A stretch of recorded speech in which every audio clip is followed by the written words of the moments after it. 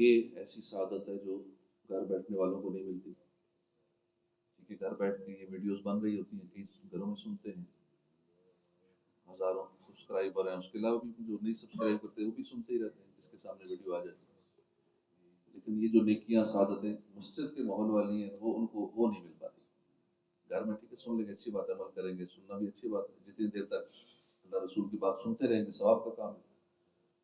لیکن مسجد کی فضا میں سننا، مسجد کے ماحول میں سننا، پھر اعتکاف کی نیت کر کے نیکیوں کو پھر آٹو پہ لگا دینا، یہ بندہ کچھ بھی نہ کرے اور فرشتے نامہ اعمال میں نیکیاں لکھتے رہیں، کتنی بڑی سعادت ہے۔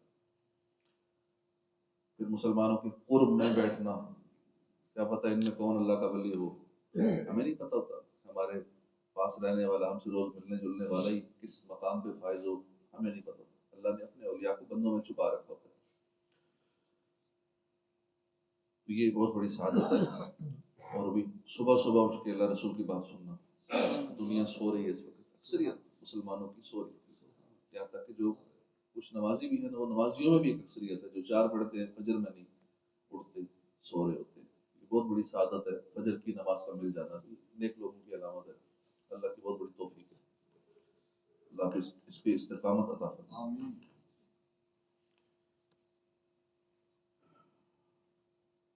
درود پاک پڑھنے کے بے شمار فضائل ہیں، جب تک بندہ درود پاک پڑھتا رہتا ہے اللہ پاک کی رحمتوں کا نزول ہوتا رہتا ہے۔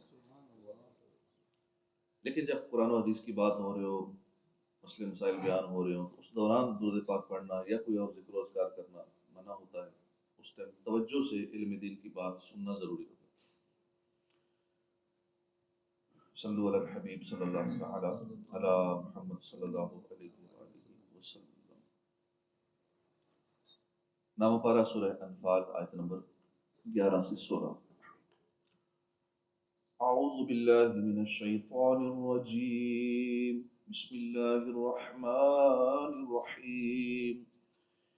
اذ یغشیکم النعاس امنة منه وینزل علیکم من السماء ماء لیطہرکم به ویذہب عنکم رجز الشیطان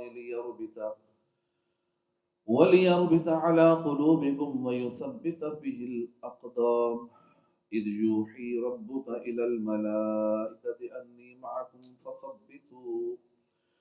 فثبتوا الذين آمنوا سألقي في قلوب الذين كفروا الرعب فاضربوا فوق الأعناق واضربوا منهم كل بنان۔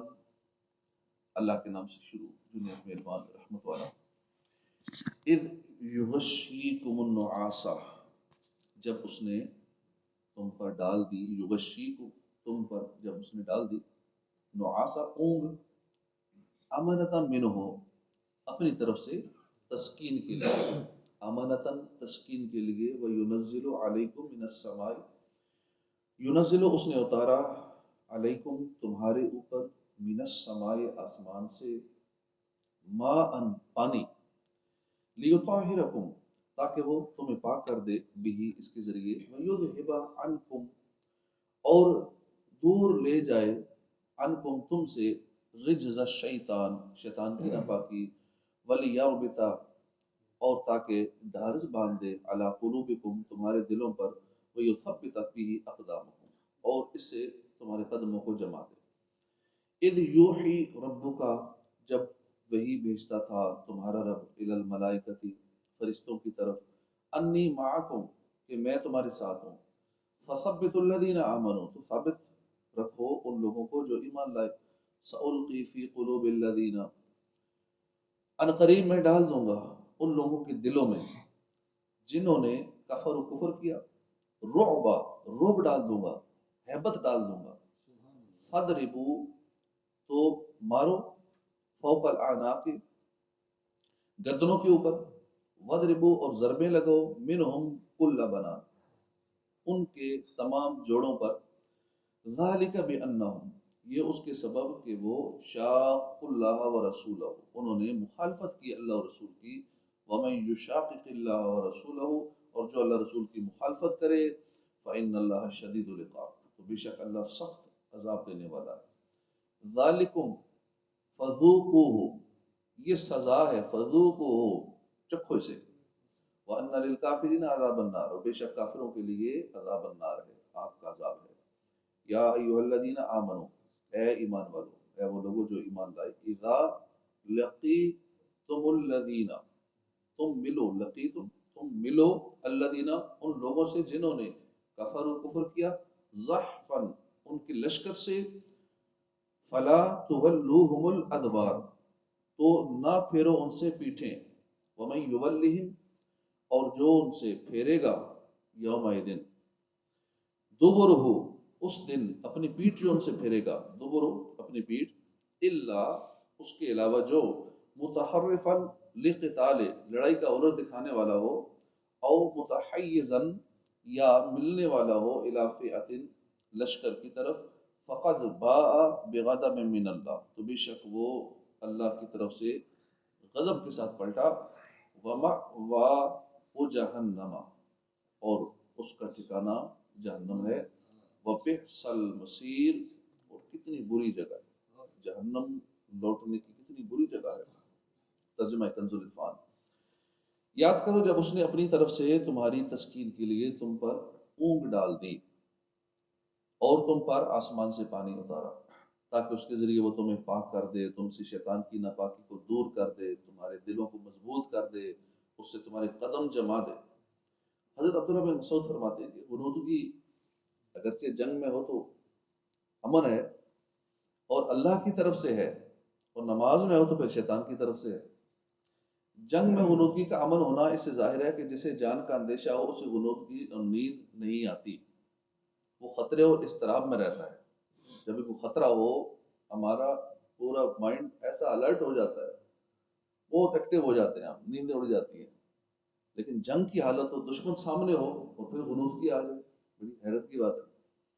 اس ٹائم تو خطرہ ہوتا ہے، ساری سینسز کام کر رہی ہوتی ہیں، نیند اڑ جاتی ہے، خطرے اور اضطراب میں رہتا ہے۔ شدید خوف کے وقت غنودگی کا آنا یہ حصول امن زوال خوف کی دلیل ہے۔ بعض مفسرین نے فرمایا کہ جب مسلمانوں کو دشمنوں کی کثرت اور مسلمانوں کی قلت سے جانوں کا خوف ہوا اور بہت زیادہ پیاس لگی تو ان پر غنودگی ڈال دی گئی، جس سے ان کو راحت حاصل ہوئی، تھکان اور پیاس دور ہوئی، اور دشمن سے جنگ کرنے پر قادر ہوئے۔ یہ اونگ ان کے حق میں نعمت تھی۔ بعض علماء نے فرمایا کہ یہ اونگ معجزے کے حکم میں ہے، کیونکہ یک بارگی سب کو اونگ آ گئی جتنے جنگ میں شریک تھے، اور کثیر جماعت کا شدید خوف کی حالت میں اس طرح یک بارگی اونگ میں جانا یہ خلاف عادت ہے، تو یہ معجزے کے طور پہ ہوا۔ وَيُنَزِّلُ عَلَيْكُمْ مِنَ السَّمَاءِ مَاءً اور تو پر آسمان سے پانی اتارا۔ غزوہ بدر کے میدان میں کیونکہ ریگستان تھا سارا، مسلمان ریگستان میں اترے تو ان کے اور ان کے جانوروں کے پاؤں ریت میں دستے جاتے تھے۔ آج بھی وہاں زیارت کرنے لوگ جاتے ہیں بدر کی، تو وہاں نظر آئے گی کہ ریت ہی ریت ہے ساری، اور اس ریت میں پاؤں دس جاتے تھے، گھوڑوں کے بھی، جانوروں کے بھی، بندوں کے بھی۔ اب آگے کیسے چلتے اسپیڈ سے، دشمن کی طرف کیسے بڑھتے، پاؤں زمین میں دھنس رہے ہیں، چلنا بڑے مشکل سے۔ تو مشرکین جو تھے انہوں نے پہلے ہی اپنی مرضی کی جگہ سلیکٹ کر لی تھی، اس پہ قبضہ جما لیا تھا، ان کے پاس پانی بھی تھا۔ صحابہ کرام میں سے بعض کو وضو کی اور بعض کو غسل کی ضرورت تھی، اور اس کے ساتھ پیاس کی شدت بھی تھی۔ شیطان نے ان کے دل میں وسوسہ ڈالا کہ تمہارا گمان ہے کہ تم حق پر ہو، تم میں اللہ کے نبی ہیں اور تم اللہ والے ہو، جبکہ حال یہ ہے کہ مشرکین غالب ہو کر پانی پر پہنچ گئے اور تم وضو اور غسل کیے بغیر نمازیں پڑھ رہے ہو، تو تم دشمن پر فتح یاب ہونے کی کیسے امید لگا سکتے ہو؟ تمہارے پاس پانی نہیں، بغیر پانی کے وضو کر رہے ہو، نمازیں پڑھ رہے ہو۔ اب شیطان کا یہ وسوسہ یوں ظاہر ہوا، اللہ تعالیٰ نے بارش بھیجی جس سے وادی سیراب ہو گئی۔ مسلمانوں نے پانی پیا بھی، غسل کیا، وضو کیا، اپنی سواریوں کو پانی پلایا، برتنوں کو پانی سے بھر لیا۔ بارش کی وجہ سے غبار بھی بیٹھ گیا اور زمین اس قابل ہو گئی، اس پر قدم جمنے لگے، کیونکہ ریت پر جب بارش پڑتی ہے تو اب قدم جمتے ہیں، اب قدم دھنستے نہیں۔ صحابہ کے دل خوش ہو گئے اور بارش کی نعمت کا کامیابی اور فتح حاصل ہونے کی یہ دلیل ہوئی، بارش ایک نعمت ثابت ہوئی ان کے لیے۔ اذ یوحی ربک الی الملائکۃ، یاد کرو اے حبیب جب تمہارا رب فرشتوں کو وحی بھیجتا تھا کہ میں تمہارے ساتھ ہوں، تو مسلمانوں کو ثابت رکھو، ان قریب میں کافروں کے دلوں میں हैबत डाल दूंगा तो तुम काफिरों की गर्दनों के ऊपर मारो और उनके एक एक जोड़ पर ज़रबे लगाओ। अन्नी माकुम, मैं तुम्हारे साथ हूँ। आयत के इस हिस्से की एक तफसीर यह है कि जब फरिश्ते मुसलमानों की मदद कर रहे थे तो अल्लाह ताला ने फरिश्तों की तरफ वही फरमाई कि मैं तुम्हारे साथ हूँ। दूसरी तफसीर ये कि अल्लाह ताला ने फरिश्तों की तरफ वही फरमाई कि मैं मुसलमानों के साथ हूँ, तुम उनकी मदद करो और इन्हें साबित कदम रखो। फरिश्तों के साबित कदम रखने का माना यह है कि फरिश्तों ने सरकार आली वक़ार सल्लल्लाहु अलैहि वसल्लम को खबर दी कि अल्लाह ताला मुसलमानों की मदद फरमाएगा, और रसूल अकरम सल्लल्लाहु अलैहि वसल्लम ने मुसलमानों को ये खबर दे दी जिससे मुसलमानों के दिल मुतमईन हो गए और वो इस जंग में साबित कदम रहे। दूसरी तफसीर ज़्यादा कवी है, क्योंकि इस कलाम से मकसूद खौफ ज़ायल करना है, क्योंकि फरिश्ते कुफ़ार से नहीं डरते, महज मुसलमान खौफ ज़्यादा थे। मुसलमान डरते थे, फरिश्तों ने क्या डरना था काफिरों से। फदरिबू फौकल आनाके, तो तुम काफिरों की गर्दनों के ऊपर मारो। एक कौल ये कि इस आयत में खिताब मुसलमानों से है और एक कौल ये कि खिताब फरिश्तों से है। मुफस्सिरीन की एक तादाद के मुताबिक जंग बदर में फरिश्तों ने बाकायदा लड़ाई में हिस्सा ले लिया था। यहाँ हम दो सहाबा कराम के बयानात तहरीर करते हैं, सुनते हैं, जिनसे मुफस्सिरीन के इस मौक़िफ़ की तायीद होती है। चुनांचे हज़रत अबू दाऊद माज़नी रदी अल्लाह अन्हु, जो ग़ज़वा बदर में हाज़िर हुए थे, फरमाते हैं कि मैं मुशरिक की गर्दन मारने के लिए उसके दरपे हुआ, लेकिन उसका सर मेरी तलवार पहुंचने से पहले ही कट के गिर गया, तो मैंने जान लिया कि यकीनन से किसी और ने कत्ल किया। हज़रत साहल बिन हुनैफ रदी अल्लाह अन्हु फरमाते हैं कि ग़ज़वा बदर के दिन हम में से कोई तलवार से मुशरिक की तरफ इशारा करता था तो तलवार उसके जिस्म तक पहुंचने से पहले ही, गर्दन तक पहुंचने से पहले उसका सर तन से जुदा हो जाता था। याद रहे कि ग़ज़वा बदर का वाक़या ये 2 हिजरी को 17 रमज़ान को हुआ, जुमे का दिन था और सुबह का वक्त था, उस वक्त ये वाक़या पेश आया। ज़ालिका ज़ालिका बिअन्नहुम शाक़ुल्लाह व रसूलहू, ये अज़ाब इसलिए हुआ कि उन्होंने अल्लाह और उसके रसूल से मुखालफत की, और जो अल्लाह और उसके रसूल से मुखालफत करे तो बेशक अल्लाह सख्त सज़ा देने वाला है। बेशक ग़ज़वा बदर के दिन कुफ़ार के दिलों में रोब डाले जाने, कत्ल और कैदी होने के अज़ाब का सबब यह था कि उन्होंने अल्लाह और उसके रसूल से मुखालफत की, और ग़ज़वा बदर के दिन जो अज़ाब उन पर नाजिल हुआ, ये उस अज़ाब के मुकाबले में वो थोड़ा है जो क़यामत के दिन अल्लाह ताला ने उनके लिए तैयार कर रखा है। दुनिया में तो सज़ा जो मिली वो थोड़ा है, असल अज़ाब आखिरत में होगा। ज़ालिकुम फ़ज़ूक़ूहु, ये सज़ा है, इसका मज़ा चखो। व अन्ना लिलकाफ़िरीन अज़ाबन नार, और उसके साथ ये भी है कि काफिरों के लिए आग का अज़ाब है। ये तो चखो, बाकी बाद में चखाएंगे आखिरत में। यानी ऐ कुफ़ार, ग़ज़वा बदर में तुम्हारा कत्ल और कैद होना तो दुनिया की सज़ा है, तुम इसका मज़ा चखो, और उसके साथ ये भी है कि आखिरत में काफिरों के लिए आग का अज़ाब। या अय्युहल्लज़ीना आमनू इज़ा लक़ीतुमुल्लज़ीना कफ़रू, ए ईमान वालो, जब काफिरों के लश्कर से तुम्हारा मुकाबला हो तो उनसे पीठ ना फेरो। इस आयत में अल्लाह ताला ने यह हुक्म दिया है कि मैदान जंग में मुसलमान काफिरों को पीठ ना दिखाएं, और यह हुक्म उस वक्त है कि जब कुफ़ार मुसलमानों से तादाद में डबल हो, इससे ज़्यादा ना हो। और अगर कुफ़ार की तादाद मुसलमानों के मुकाबले में डबल से ज़्यादा हो तो फिर मुसलमानों का पीठ फेर कर भागना नाजायज़ और हराम नहीं है। जमहूर के नज़दीक 100 मुसलमानों का 200 कुफ़ार के मुकाबले से भागना किसी हाल में जायज़ नहीं है। 200 काफिरों 100 मुसलमानों, अब भागना जायज़ नहीं, मुकाबला करो कि मुसलमान कई काफिरों से मुकाबला कर सकते हैं। और अगर काफिरों की तादाद 200 से ज़्यादा हो तो उनके मुकाबले से भागना अगरचे जायज़ है, लेकिन सब्र और इस्तिक़ामत से उनके मुकाबले में डटे रहना बेहतर है, अफजल है। अगर वो डबल हो काफिर तो भागना नाजायज़ है। एक मुसलमान है, 2 काफिर हैं, अब उनसे लड़े, हाँ उससे अगर ज़्यादा हैं तो फिर भागने की इजाज़त है, लेकिन फिर भी अगर मुकाबला कर ले तो फिर ज़्यादा अच्छा है। तो अगर वो जंगी साजो सामान बेहतर होगा, वो सारे गुर जानता होगा, जिस्मानी हवाले से मजबूत होगा, जैसे पहले के दौर में चूँकि जिस्मानी ताकत ही चलती थी, एक दौर था, तो उस दौर में जिसकी जितनी ताकत ज़्यादा, जूडो कराटे में एक एक ब्रूस ली अकेला 100 बंदों को डील कर लेता था। अकेला बंदा जूडो कराटे बोलो तो 100 बंदों को काफ़ी हो जाता है। तो उस हिसाब से है कि जितना उसने जंगी गुर सीखे हैं, और آج کل کے حساب سے ایک گولی ہو، آگے جتنے آ جائیں، ایک کلاشن کوف والا تو سب کو اکیلا کافی ہو جاتا ہے. پھر آگے نئی سے نئی ٹیکنالوجی آتی جا رہی ہے، اب آگے لیزر ٹیکنالوجی آ گئی، خالی ایک لیزر مارو تو اب جتنے سامنے گئے سارے ایک باری. تو اب چونکہ وہ جسمانی طاقت والا دور نہ رہا، اب دور اگلا آ گیا اگلی ٹیکنالوجی کا. تو یوں ہر دور کی ٹیکنالوجی بدلتی جاتی ہے، تو اس کے مطابق پھر مسلمان اپنے آپ کو تیار رکھے دشمن کے مقابلے میں اور دیگر معاملات میں. علم جو نہیں سیکھتا پیچھے رہ جاتا ہے، اس لیے اسلام نے ہمیں علم سیکھنے کا، اور علم اگر نہیں، جو موجودہ دور کا علم ہے، ہر دور کا ایک علم ہوتا ہے، ہر دور کی ایک ٹیکنالوجی ہوتی ہے، اگر اس سے مسلمان اویئر نہیں ہوگا تو پیچھے رہ جائے گا. کفار آگے نکل جائیں گے، مسلمان پیچھے رہ جائے گا. جو موجودہ حالات ہیں دنیا کے وہ ایسے ہی، مسلمان پیچھے ہے، اس لیے مجبوراً سے دبنا پڑتا ہے. اس لیے پھر ڈر ڈر کے ٹائم پاس کر رہے ہیں، قرضے لے لے کے، کافروں سے قرضے لے کے اپنا نظام چلا رہے ہیں، سرکٹ چلا رہے ہیں، پورا ملک کی قرضوں پہ چل رہا ہے اور بڑھتے جا رہے ہیں. ابھی پھر $1 ارب کے کتنا بھی پھر ملا، 36,000 کروڑ قرضہ ابھی لیا اگلے دن. خوش ہو رہے ہیں، بڑی خوشی کی بات ہے، ہمیں اور قرضہ مل گیا 36,000 کروڑ. تو یوں بڑھاتے جا رہے ہیں قرضے. اب دینا تو عوام نہیں، عوام کی جیبوں سے ہی نکلنا ہے. تو یہ اسی کا نتیجہ ہے کہ ساری قوم کچھ نہیں کر رہی، جس وجہ سے قرضے چڑھے جا رہے ہیں، چڑھے جا رہے ہیں اور بڑھتے جا رہے ہیں، کم نہیں ہو رہے کہ چلو قرضے اتارو، اگلے بھی دے ہی جا رہے ہیں، میں ان کو غلام رکھو. جب قرضے بندہ دیتا ہے جو، تو اگلے کو پھر انڈر لگا کے رکھتا ہے، اپنی ساری منواتا بھی ہے. جب اگلا کچھ کرتا ہے تو پھر اسے ڈیفالٹ کرا کے اس پہ جو چاہے کرے اس کے ساتھ.